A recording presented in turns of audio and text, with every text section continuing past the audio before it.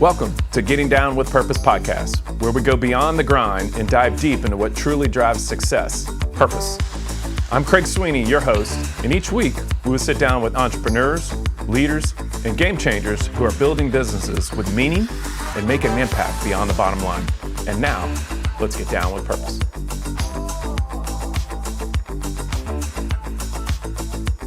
All right, well, welcome to Season 2 of Getting Down with Purpose podcast. My name is Craig Sweeney. We're glad to have you. Before we get started with Brandon, I thought we'd start off with a prayer.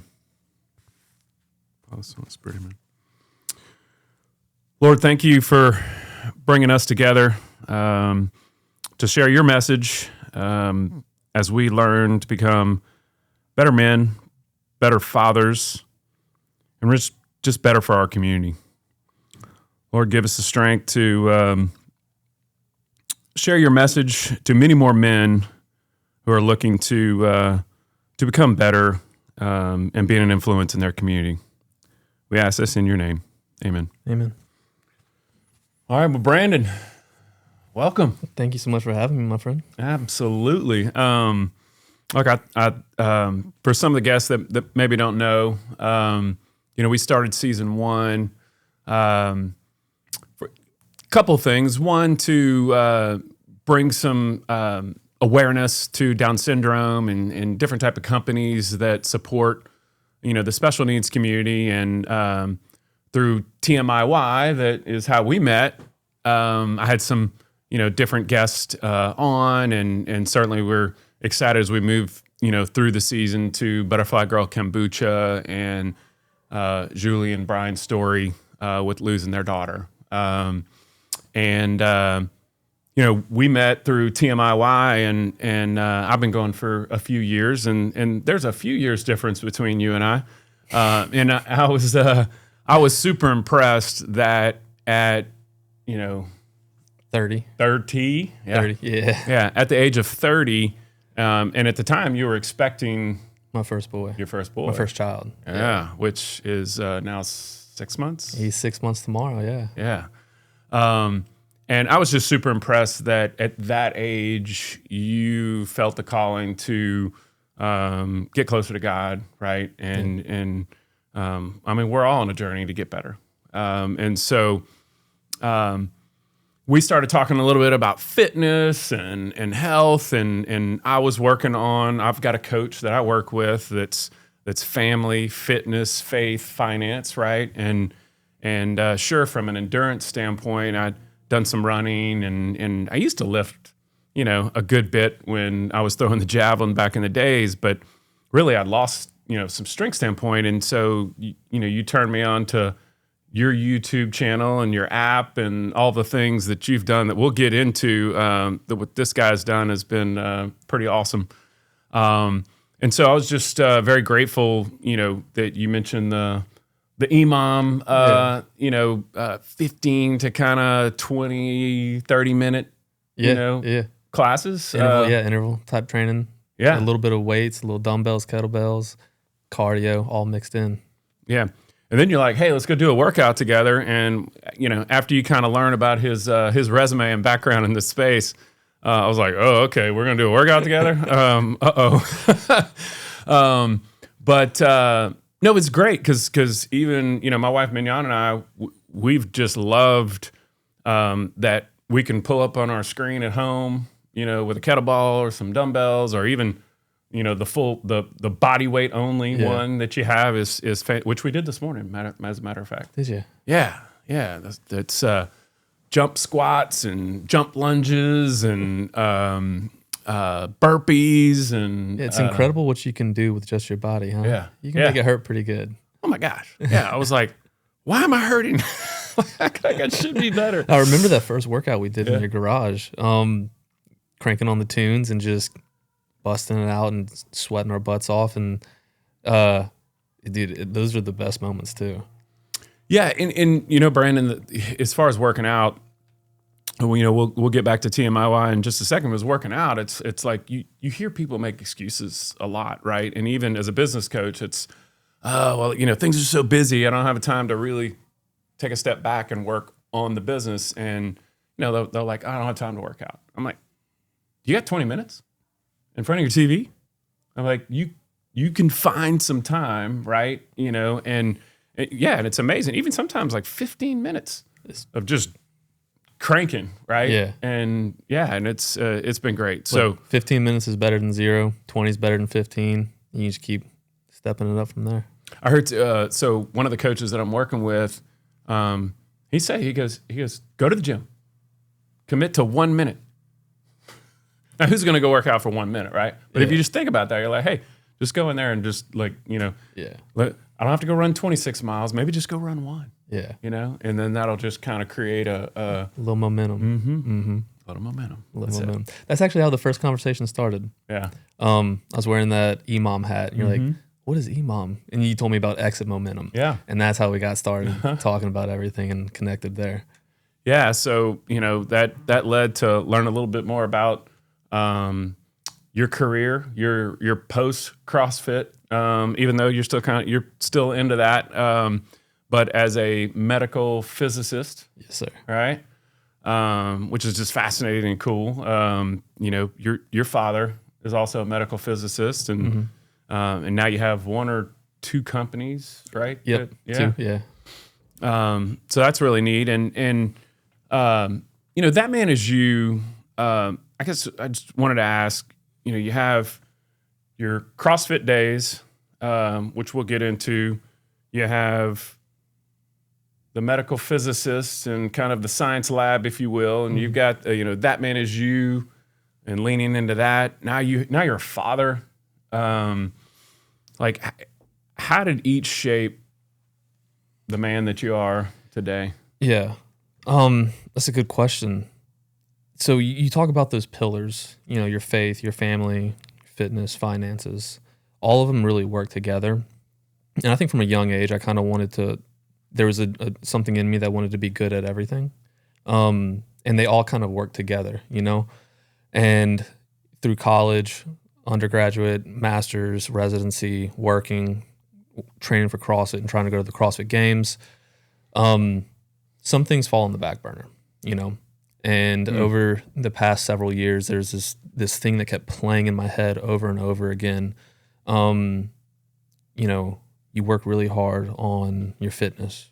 You really work really hard on trying to get a good career to cover finances. You spend time with family, but what are you doing to improve the faith muscle?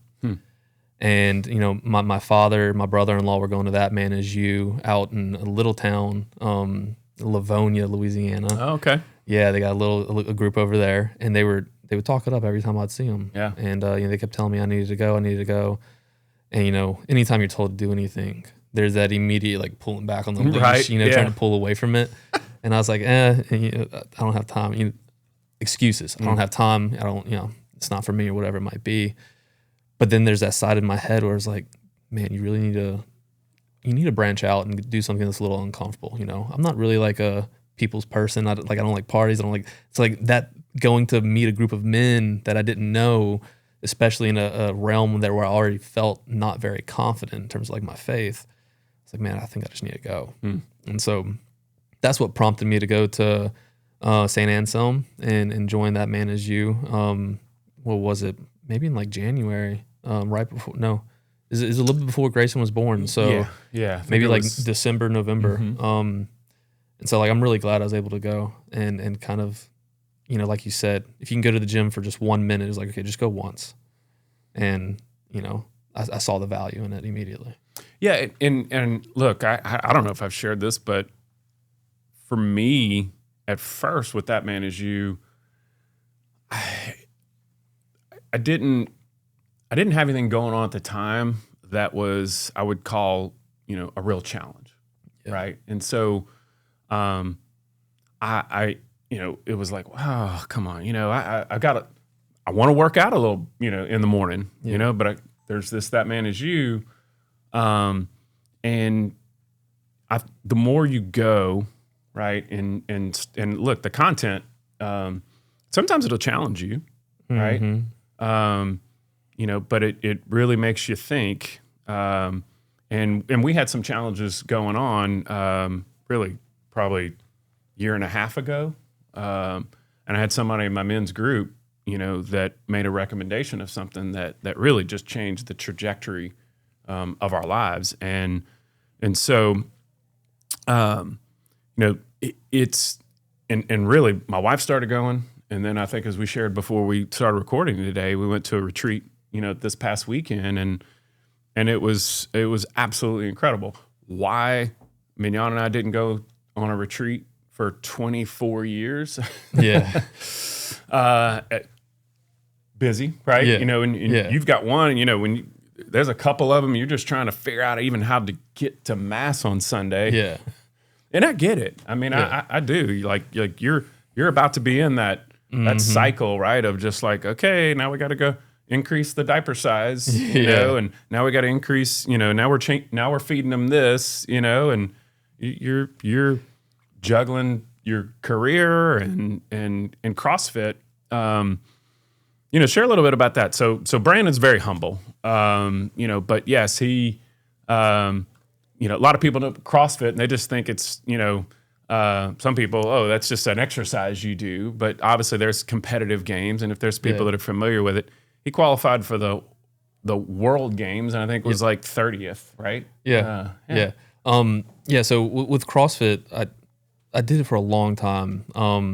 I was competitive in high school in wrestling, and I like that was what I poured my energy into. I didn't pour my energy into academics. I poured my energy into athletics and trying to be a good wrestler. And then whenever I was done with high school, I didn't want to go wrestle in college because I was going to go get a physics degree. I was like, man, those two things aren't going to work together. But I needed to do something physical, and my brother was doing CrossFit at the time, and I just walked in the gym with him one day and just fell in love with it. There's an aspect of like the grittiness of it, the community aspect. You're working out with people. We're all doing the same thing. It wasn't so much like, you go into like, the YMCA or Crunch Athletics or something. Everyone's like doing their own thing. I fell in love with the community aspect and like the shared pain and struggle that we're all going through.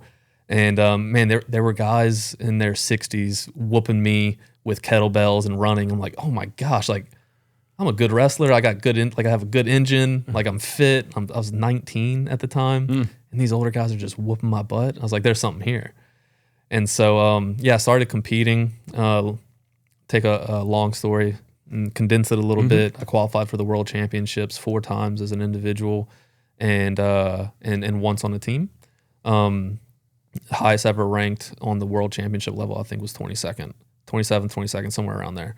But it never did it full time either. It was just more of a competitive outlet that I took pretty far. I guess a little extreme. Because those World Games, I mean, where did that involve some international travel too, or where were they mostly here in the States? It was always held in the United States. It was born in California. Yeah. So for a long time they were held in not Aromas, California, but over on the West Coast. Okay. Then they moved over to Madison, Wisconsin for a few years, and the last one was in Dallas, Texas.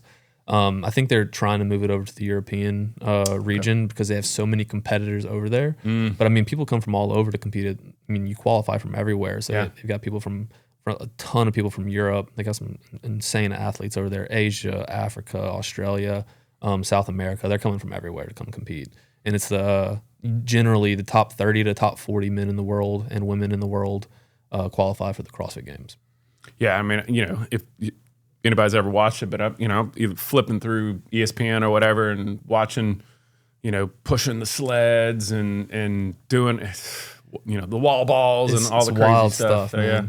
And I think one of the biggest misconceptions about the sport is like you see that on TV. It's like if you watch football on TV, you're like, okay, that's a football game. If my son plays Pee Wee football or middle school football, or high, like they're playing the same game.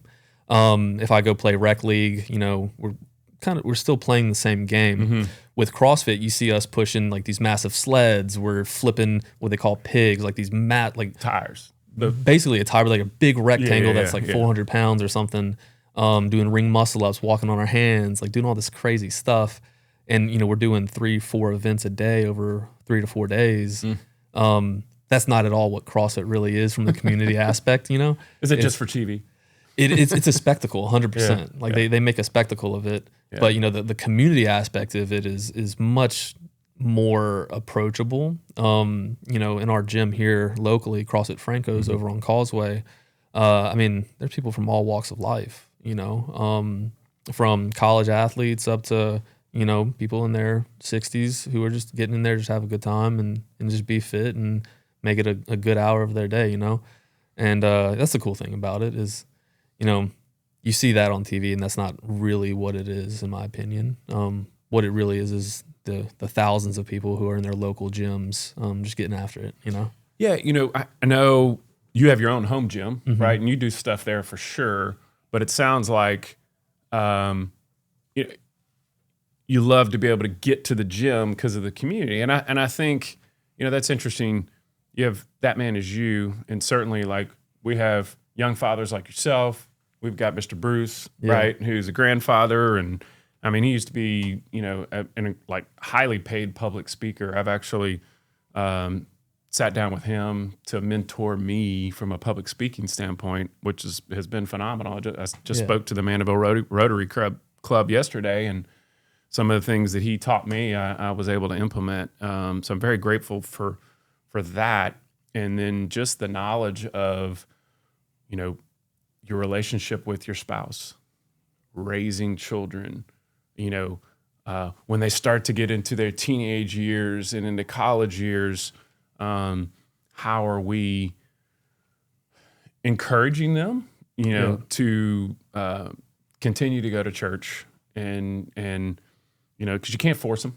Yeah. Right. I mean, you've got a little 6-month baby that you're doing, you know, he's like, okay, do whatever you got to do, you know, but at some point they start making their own decisions. Right. Yeah. You know, and for our 4 boys, you know, we've seen a shift, but that also we have to let them find their own way. Yeah. You know, but from a dad standpoint, in your definition of winning, has anything changed from home, work, in the gym? Oh my gosh, everything's changed. Man, before I had a baby, my purpose was extremely self-focused. You know, and your purpose and your goals, like those are kind of like they're the rudder and the sails to your ship. And they will guide you and steer you and give you that momentum and that push. And, you know, before Grayson, everything was kind of internal. You know, I wanted to do CrossFit because I wanted the pride of being one of the fittest men in the world. I wanted to have a successful business because I wanted the pride that came with creating something successful that, you know, I could then go and you know, bear the fruits from internally.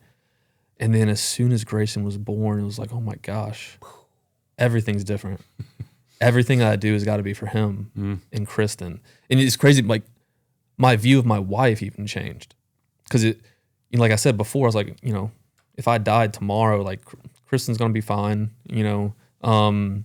Before Grayson was born, like Kristen's fine. She'll find another man, like she'll be good. She's got family to take care of her. You know, it'll be hard, no doubt, but she'll move forward and like be okay. But as soon as Grayson was born, both my view of how I had to take care of Kristen and Grayson completely changed. My purpose became like, okay, what am I doing and how does it affect them? Competing in CrossFit wasn't going to make either of them any better, put them in a better position. And so it was like, okay, like how do I readjust my focus and like my actions so that I can keep putting them in better positions each day so that if I pass away, or if I'm gone, or when I'm gone, or when Grayson walks out the door for the last time and he's on his own, he's developed, he's he's seen what it takes, he's learned, and he can go be a formidable human being to his community and his future family. And then Kristen's taken care of. And like the purpose completely changed. Like even like for me, it's like, how do I be a better person so that he sees a better person? Yeah, and give me a 24-hour, you know, maybe before Grayson and then now from training, you know, work, family. What's shifted for you?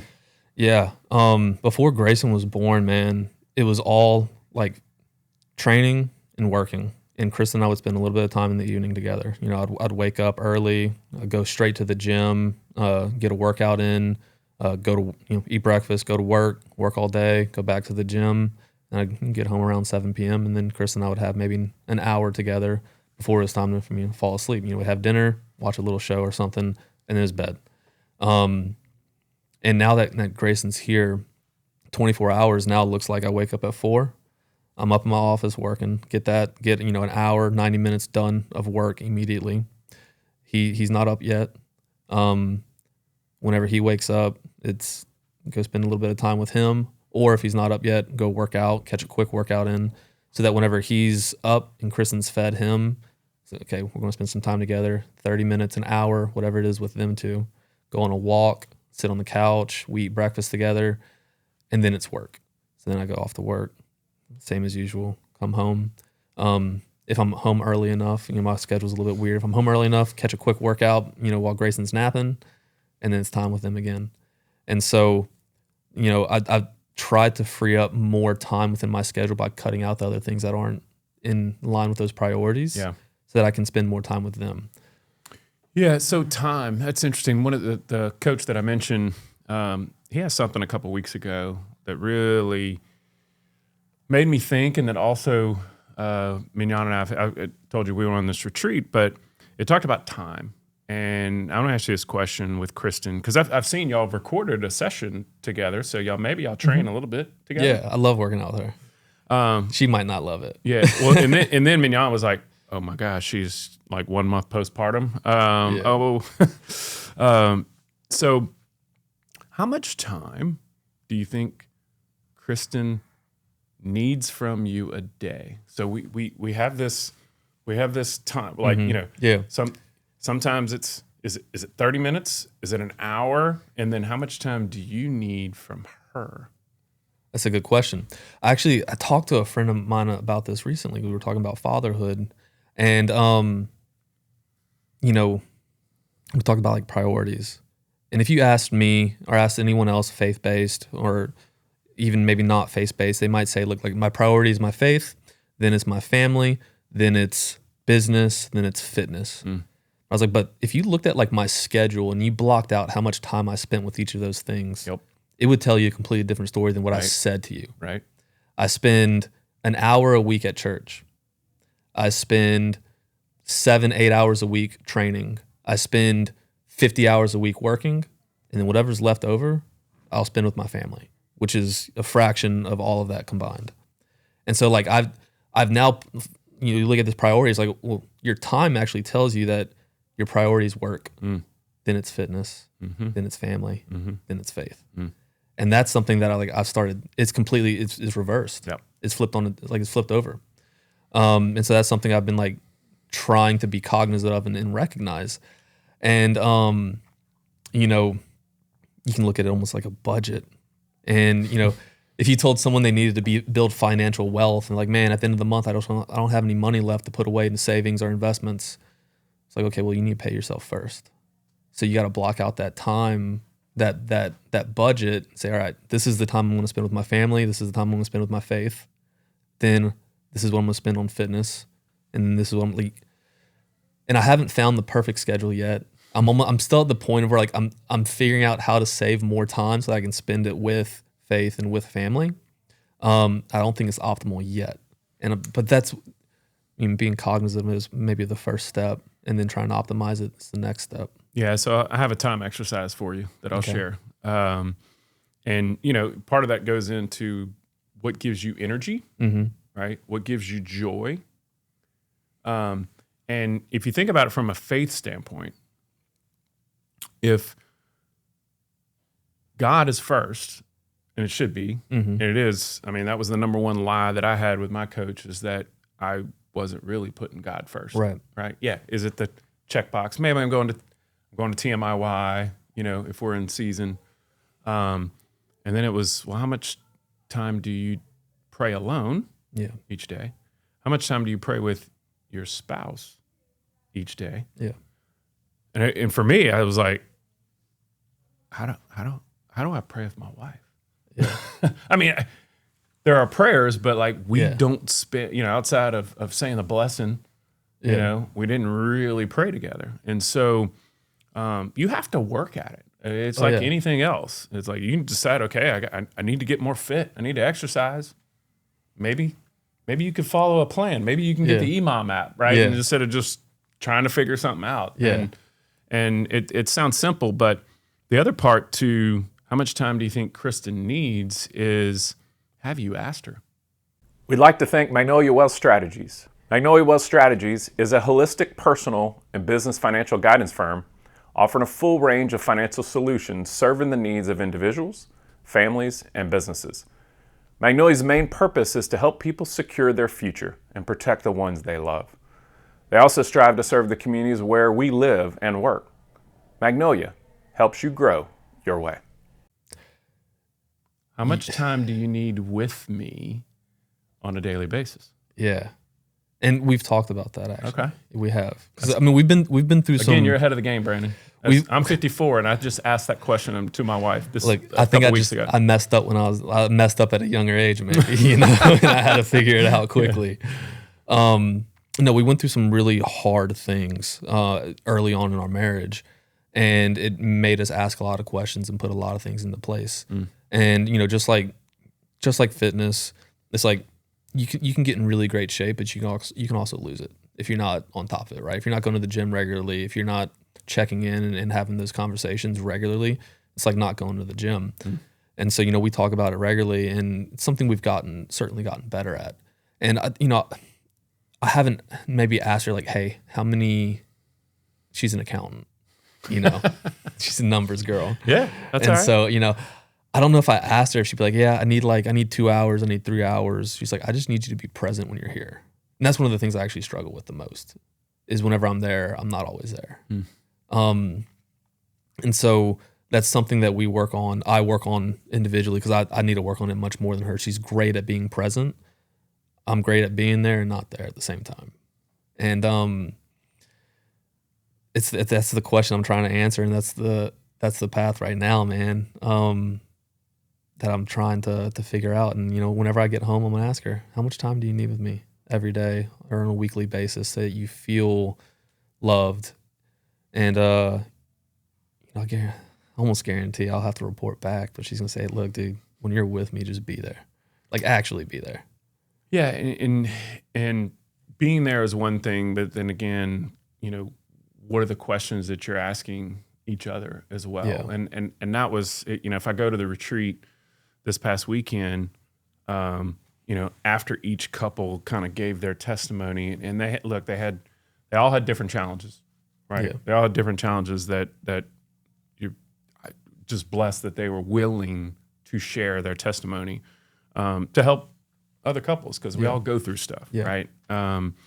And the questions after for an hour or so that the spouses would go off to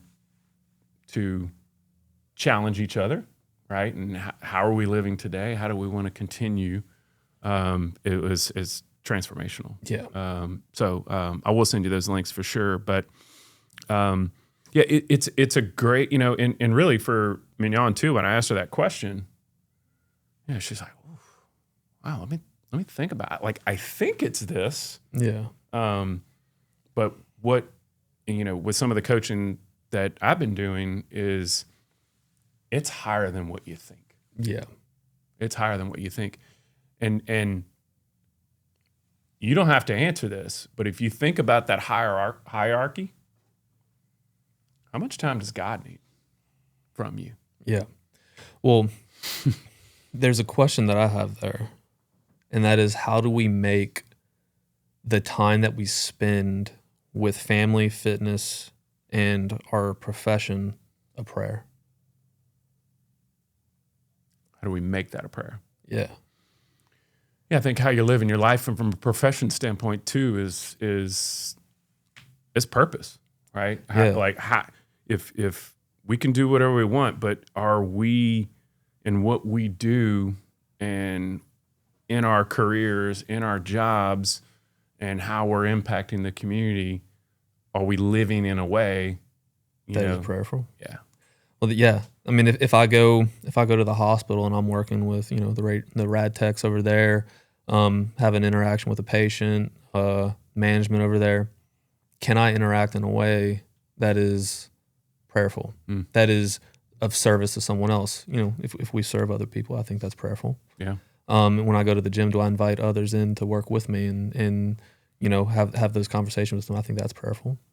You know, whenever I'm with Grayson and Kristen, and am I interacting in a way there that is a service to them and prayerful? And, you know, I think there's requirements in life. You know, if I don't go to work, you know, the money doesn't come in, and then I can't take care of them too. And so, you know, maybe it's not always having to be separated from those things that we have to do, but integrating those things in a way that is a form of prayer for us. And I don't know if you agree or not. Maybe I'm wrong, but I don't know. Maybe there's something there. No, I would agree. There's certainly, and you know, even at home, you know, look, I try to not look back too much instead of going, hey, moving forward, this is what I'm doing, because certainly, you know, how I'm living my life is a lot different, but you know, probably spent way too much time watching too much football and, you know, too much time on the TV. I surely do I enjoy some of that, yeah, but you know, that's not a good use of time, right? When you look at your priorities. Yeah. So fast forward 20 years, what story do you hope your son tells about his dad's purpose and impact? Man, you know, I hope that Grayson sees me be a servant to the community, whatever community that might be. And that's something that I truly believe that, like, if I said one thing but acted a different way, Grayson's going to pick up on that way more than just my true actions, right? And so I hope that he says I'm a servant to others, that I was empathetic and kind and giving, that I took care of him and his mother. I hope that he sees me, you know, love his mom and hug her and hold her. Hope that he sees me love and hug and hold his siblings. I hope that he sees me give to others. You know, the gifts that I'm given, I think I'm simply just a steward, right? You know, God's given me quite an abundance of gifts, but how do I use those? Do I use those just for myself, just for my family, or do I spread those seeds out to everybody else that I can? And then I hope that he goes and does the same thing. But, you know, more than anything,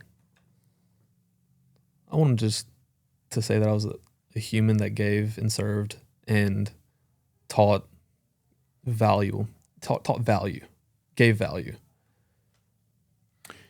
Yeah, the first coach we had, this is when we had a staffing and recruiting firm, we'll call it, it was 20 years ago. Yeah, it was 04, 05. And we had to write our eulogy. Yeah, you told me this. Yeah. Yeah. And talk about a powerful, and I said at the time, because Merritt was born in 04, okay? Our second Grant was born in 06, and then Nate's 09, and then Reed's 2015. But I said at the time that, you know, Craig Sweeney, father of 5, and my wife was like, 5? I think she said 3. We ended up with 4, so we split the middle. And certainly got us started a little bit late, right? You know, but it was a lot about, you know, how do I want to be remembered? You know, what's the legacy you want to leave behind? And I will say that with the work that we've been doing the past few years of what are the deposits you're putting in to Kristen, little early. I mean, look, right now you're just hugging and kissing and, you know, loving him all to death. You know, but as they get older, and certainly the last couple of years with Merritt and Grant and Nate and Mignon too, of I love, I appreciate and honor you for these things. And Mignon just had her birthday on Monday, and the card, you know, that she got from the boys and what they wrote in it, you know, and not just "Happy birthday, Mom, I love you," you know, that had some real depth to it. Yeah. Where you're like, okay, Yeah. things are starting to click. Like their you know, emotional intelligence, their thinking, how as dads we want them to think. Yeah. Right. Yeah. I mean, the impact that we have, the most impact you'll have are those on those closest around you. And no one's closer to you than your spouse and your kids. And so, yeah, that is like plaguing my mind, man. Is how do I have the best impact on them? Because like I mean, one day like someone's gonna write my eulogy. Yep. Like it comes for us all, right? Mm. And Amen. I sincerely hope that I've done enough while I'm here that Grayson's better than I will have ever been, and can give more than I've ever gave, can love more than I ever loved, and be greater than I ever could have hoped. You know, we had some mentors of ours that like 8 children, and they're now 20-something odd grandchildren. Yeah, and when we first got started, I was like, okay, you guys are pros. You got 8 kids. Yeah. I don't think I had any grandchildren yet at the time. And I said, just words of advice from, you know, it was Tim and Mary, and they're like, just love them. Yeah. Just love them. You know, you've been at this game a lot longer than I have. I'm 6 months in, and you know, I think every kid leaves with good and bad from their parents. I think it's because we're all human, we're flawed. We're gonna leave our kids with like some scars, right?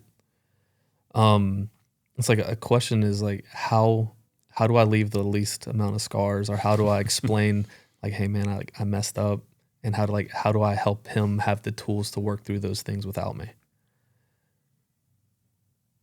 Yeah, it's. And I'm asking you. Well, Brandon, you know, I read What to Expect When You're Expecting. Yeah. Somebody, you know, recommended that book, so you kind of know what Kristen's going through and Mignon's going through when they're expecting. And there certainly are other books out there, but, you know, nobody's coaching you, right, day by day, you know, telling you exactly what to do. You know, but I'll just say being present. I think Kristen asked you to be present, and you know, I think I coached all of my children at some point. Yeah, right. Whether it was whether it was either soccer or basketball or cross country, I did something with each one of them. You know. For one reason or another, either because nobody else would step up, or because like, hey, I'm blessed with some great coaches. I mean, the running, you know, Coach Pete Boudreaux, right? Like the legend, you know, 50 state championships, and even going back to grade school too, on the running side I was blessed with some incredible coaches, and you know, I'm a business coach now, but I really. I don't take that word lightly, you know, because it's not just about the workouts. It's not just about, you know, it's about being a good teammate. Yeah. Right. It's about respecting those that you're with. Right. It's about teaching them to set a goal, right, and push each other in the weight room. Yeah. It's about, you know, learning how to work together and being a good teammate. Right. That they can take those skills into their career, right, and into later on in life too as well. And so, you know, I with that, like I remember coaching baseball, and you know, I'm telling my son some things, and he's looking at me like, "Shut up, Dad." You know, he's giving you that look, and you know he's saying. And so then you go, "Hey, Coach Brandon, would you tell him to do that?" You know, and then you tell him, and they're like, "Yes, sir." Yeah. You know, and so there's always that, you know, Absolutely. where it's like sometimes it's what does they say? You know, you'll you'll realize at some point that, all the things I've been telling you that I was right. Yeah. It doesn't mean that we were wrong from time to time on some things, but for the most part, they're like, oh man, and I certainly knew that and agree with that with my parents too. Growing up, we're like, oh, okay, yeah, get it now. Every kid, every boy looks at their father when they're young as a hero, like on a golden pedestal. Everything he says is true and right, and he knows everything. And they get a little bit older, get a little bit smarter, maybe smart aleck, and they start to think that their dad knows nothing and that they're wrong about everything. And then they realize down the road he knew a lot more, but he was also human. And maybe he wasn't right about everything, but he was right about a lot. He only ever did, a lot of what he did that was tough on me that I thought was dumb or wrong was simply because he was trying to give me tools so that whenever I was out, I was ready, And I've got a question for you. Yeah. We've talked about, my struggle with being present. Did you ever struggle with that? With what again? Being present when you're with your family and like you're not thinking about work or thinking about like what's got to get done, and you can actually sit down and be there with them. Yeah, because I go back and question some things when I was a younger father, and look, we've always had our own business. So whether it was a staffing company or whether I was in the event business, and you bring your laptop home, right, and you're working from home, and the kids are like, "Hey, can I go throw the ball?" And you're like, "Yeah, just give me 5 minutes." Give me 5 minutes. And then 30, and then all of a sudden, they're not around anymore. And then you lost that opportunity. Yeah. And so I think that because my boys I had a little bit different, like you look at the time, like how much do they need to spend with you? And some are in love languages, a little more quality time, than the other. And I think that there's that fine line of going, hey, when I'm out in the common areas, right? Maybe I'm there and I'm physically present, but am I mentally present? Right. Right. And like, no, if you got an office, if you got somewhere else where you do your laptop and your work, keep that area over there. Don't bring it out to the kitchen table. Don't bring it out to the den. And I think that's I always say I don't have any regrets, because I think wherever I'm at right now, which, my love of Christ and God is at a whole nother stratosphere. And I think it's maybe some of the hardships that we had to go through to get us to this point.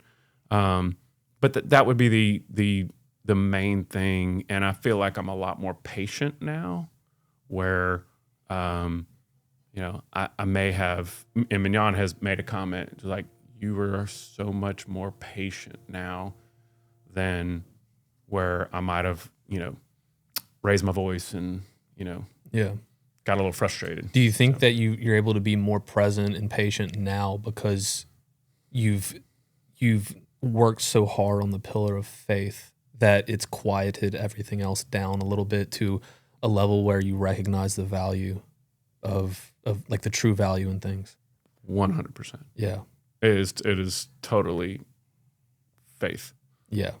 Is and you look at, matter of fact, you talk about, there's that umbrella, and there was a infographic this weekend at our marriage retreat. It was the big umbrella of God,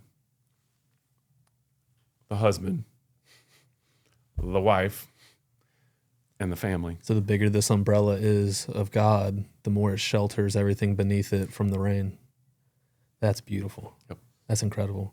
Yep. I think, the stronger our faith is, the less anxiety we have because we feel that we're taken care of and we're safe. And the less anxiety we have, the less that we have to do to alleviate it. That's physical. Mm-hmm. Whether that's going to the gym or getting on our laptop and working to alleviate some of that stress and anxiety. And maybe that's the answer.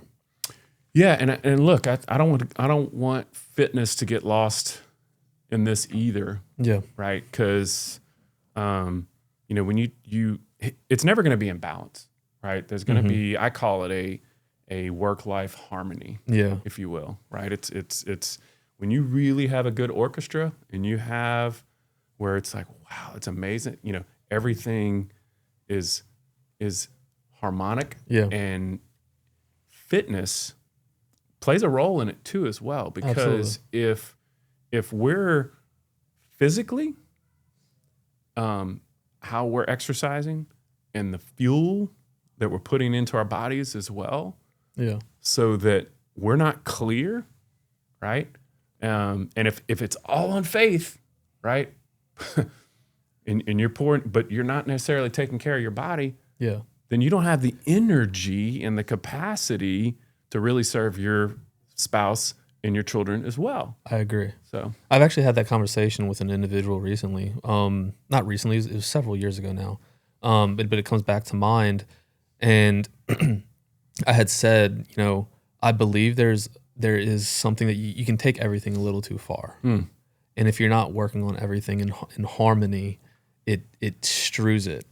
And it's like he kind of bit back at me when I said that, because I think he was saying that, like, you can take faith maybe a little too far, and that you neglect other things, which actually may not be like the harmony of faith that you're trying, like that is actually optimal for a faith-based life. You know, like I could neglect time with my family if I spent too much time at work or in the gym or in church even. You know, if you serve your community so much that you're neglecting your family, like that's not good either. And it almost seems like guilty to, like, it seems like it'd be wrong to say, but it's a weird thing to say.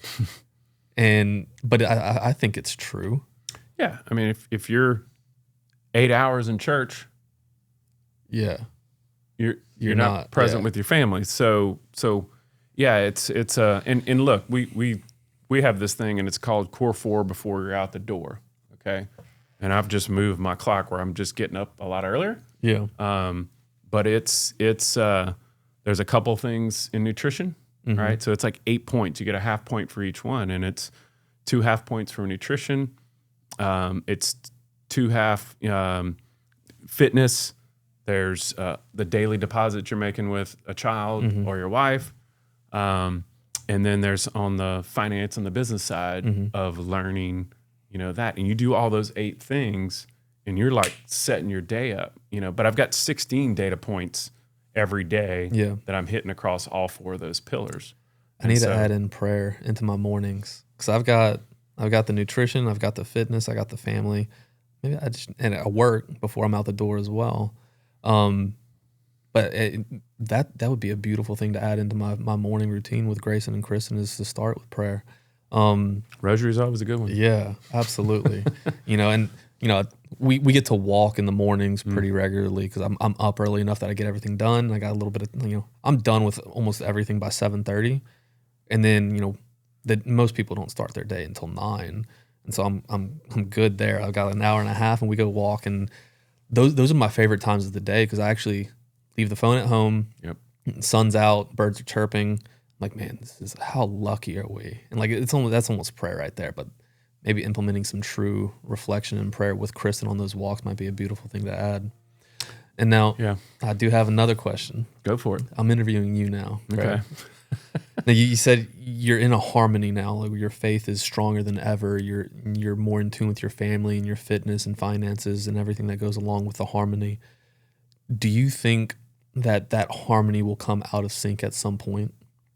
Do you think it's natural human nature to go through a cycle of harmony and coming out of harmony, and having to like rewrite the ship and get back in? Yeah, I think so. I mean, we talk about it in our business coaching of that. Just like human beings, right?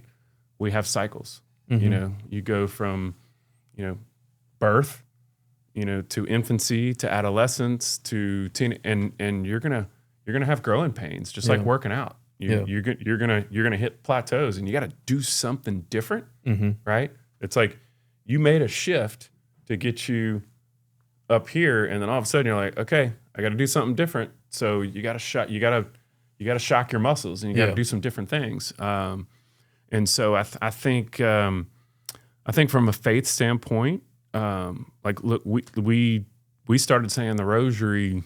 Oh geez, it's been almost 20 months now. And I would say that we've said it every day. We start at 5:45 a.m. It usually takes about 15 minutes or so. And we've said it at probably a good 90, I'd say 98%. Yeah. Of over the last 20 months. And it was the thing. And then it was, okay, that's good. So now we have the Magnificat, right? Mm-hmm. So we have a morning thing and then we do an evening thing in the Magnificat as well. Yeah. And really the other thing that's really been the most challenging is quiet prayer.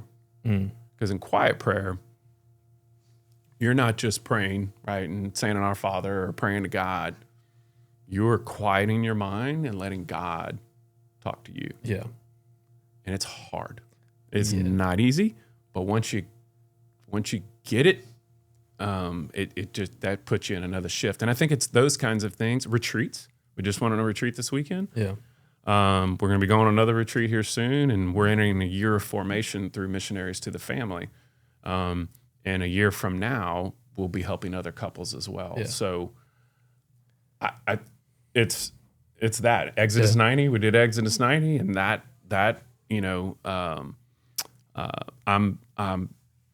look, my son, I think I've shared, has gone through treatment. He's 14 months sober.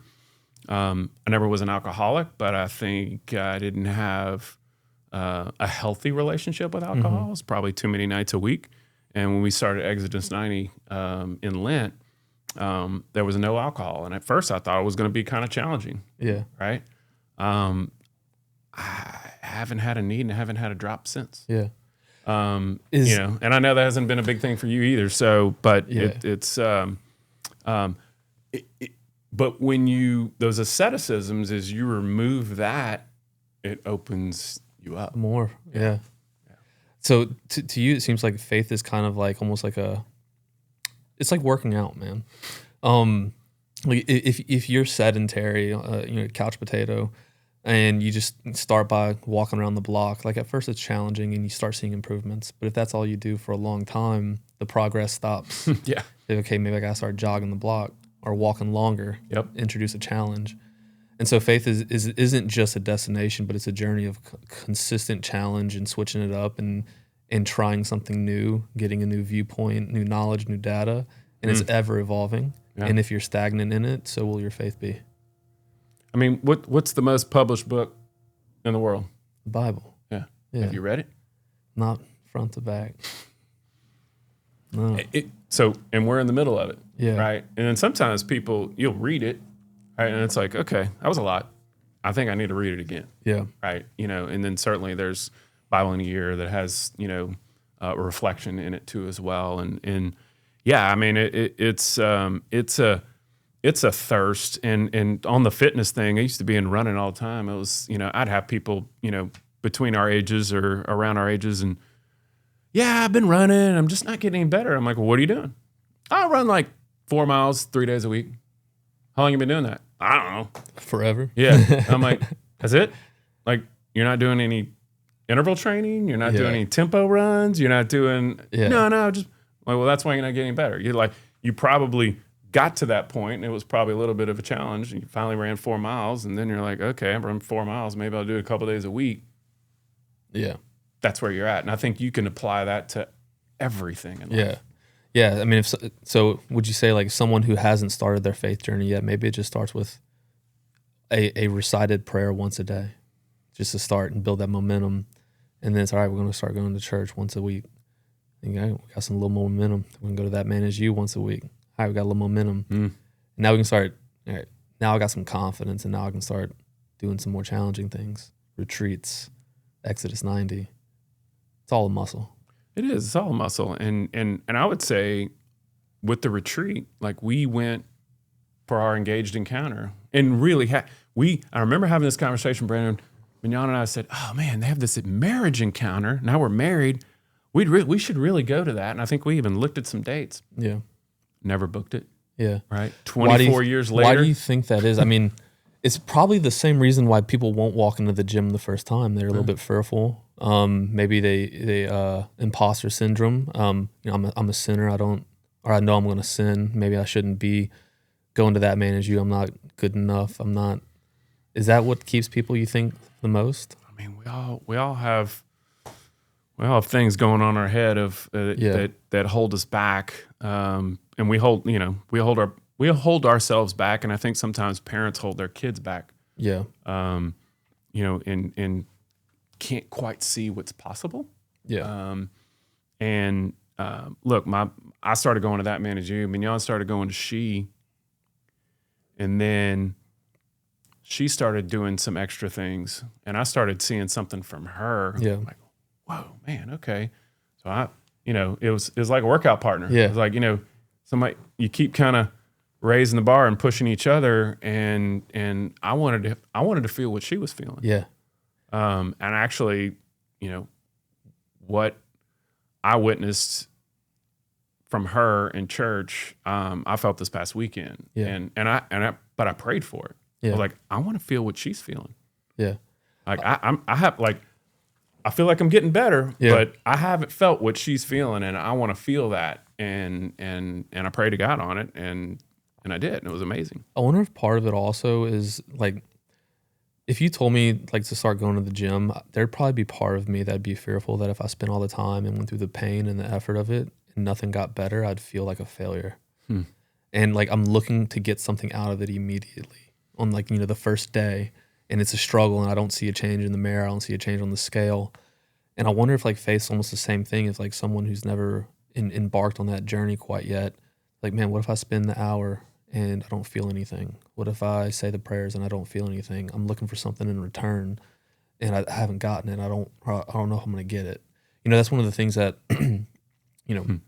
Kristen wasn't. Her mom's Catholic. Her father's agnostic. And when we were younger in our relationships, we talked about prayer a lot. I prayed a lot, and she struggled praying with me. And she won't mind me saying this because now she won't let me go to sleep without saying prayers with her. She will roll over. All right, you say prayers, and we pray together before we go to bed. Love it. But we've been together for 12 years, and this year. She will not let me go to sleep without saying prayers. She wants to go to church. Like, she makes sure we're up and in church on Sundays. Like, she is on it. And but early on, we would talk about prayer. She's like, I don't feel anything. Like, well, maybe you don't have to feel anything. But the thing was, she wasn't getting anything out of it. But it wasn't until we went through some really hard things in our marriage, and she really reached deep down into her faith, and she told me, she's like, Brandon, I know everything's going to be okay. It's all going to be fine because God told me it's going to be fine. And now, through all of that, now she sees the fruit from the prayer and the keeping Christ in our life. And it's incredible to see. Like, it took 12 years. I mean, I'm 54. Yeah. So, we're in a space, and I went to Catholic school all my life. I had some good retreats, when we were in high school, and certainly that was good experiences. But I think, some people talk about that as I go to church and I don't feel anything, and that's not really why you're there. I agree. And so, look, there's it's a journey, and I think that's the powerful part of That Man Is You and Paradisus, and a lot of the different resources that they give us. Is it's a thirst to know more and to learn His love, receive His love, and it's it's growing. So look, going to the gym you're not trying to go be a bodybuilder. You're not trying to, be just 7% body fat, lean and just jacked and everything. You're going to be fitter and more formidable. And so, maybe you go to the gym 5 days a week and you don't look like Arnold in his prime, but you're better for it. even if you don't feel like you're Mr. Olympia, you know.